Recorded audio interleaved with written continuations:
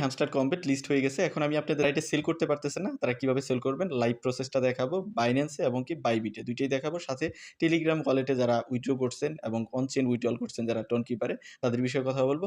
So ভিডিওটা ফুল continue করেন। Channel নতুন হলে অবশ্যই চ্যানেলটা সাবস্ক্রাইব করে দিন। তো এট ফার্স্ট আমরা Bybit দিয়ে শুরু করব। যাদের Bybit এ মানে উইথড্র করছেন, আমি Bybit এ উইথড্র করেছিলাম এবং সেলও করে দিছি। কিভাবে সেল করবেন? Bybit এ ঝামেলা করতেছে। Bybit শুধু না, আপনি Bybit, Binance কোথাও সেল করা যাচ্ছে না। যেহেতু হিউজ পরিমাণে ইউজার একবারে ঢুকে গেছে এখানে।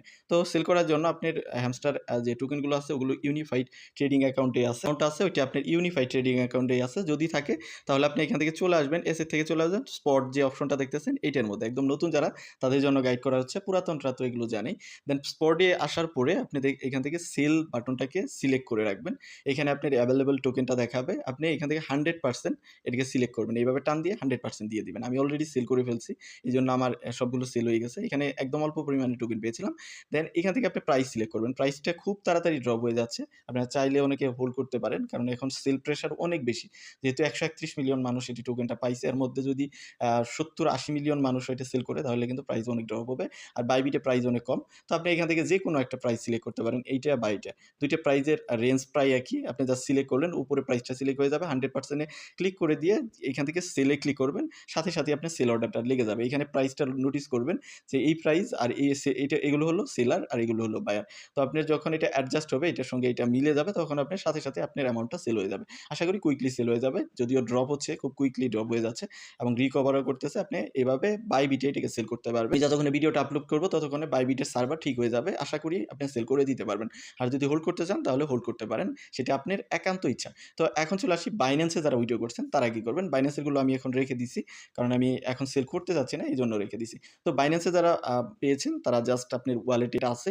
দেন আপনি এখান থেকে ট্রেড অপশন যে দেখতেছেন, আপনি Binance এ আসার পরে ট্রেড অপশনে ক্লিক করবেন Binance অ্যাপের মধ্যে।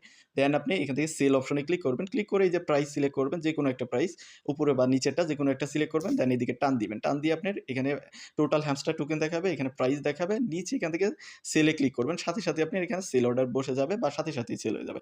যখন সেলে যাবে তখন আপনার এখানে USDT চলে আসবে। যে কত USDT আপনার আছে। এখানে আপনি এই হ্যামস্টার টোকেন দেখতে পারবেন না। তখন দেখতে পারবেন আপনি USDT। তো এখন USDT তে যখন আপনার এটা সেল হয়ে গেল তখন আর আপনার এটা প্রাইসের আপ ডাউন হবে না। এটা যেহেতু স্টেবল কয়েন।